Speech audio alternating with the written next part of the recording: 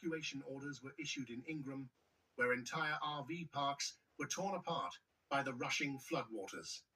Some families were believed to still be inside their trailers as the river ripped them from their foundations and carried them downstream. Yeah.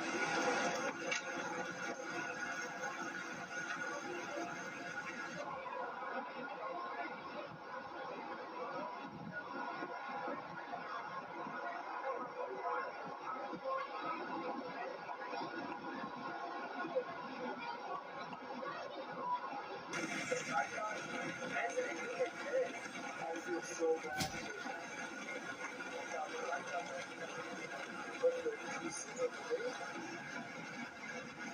Holy shit, this is crazy.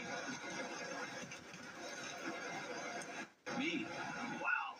Near Comfort, the Guadalupe River jumped nearly 30 feet in less than an hour, swallowing bridges and neighborhoods alike. Kerrville saw the water rise more than 21 feet within 60 minutes, leaving rescuers overwhelmed by the scale and speed of destruction.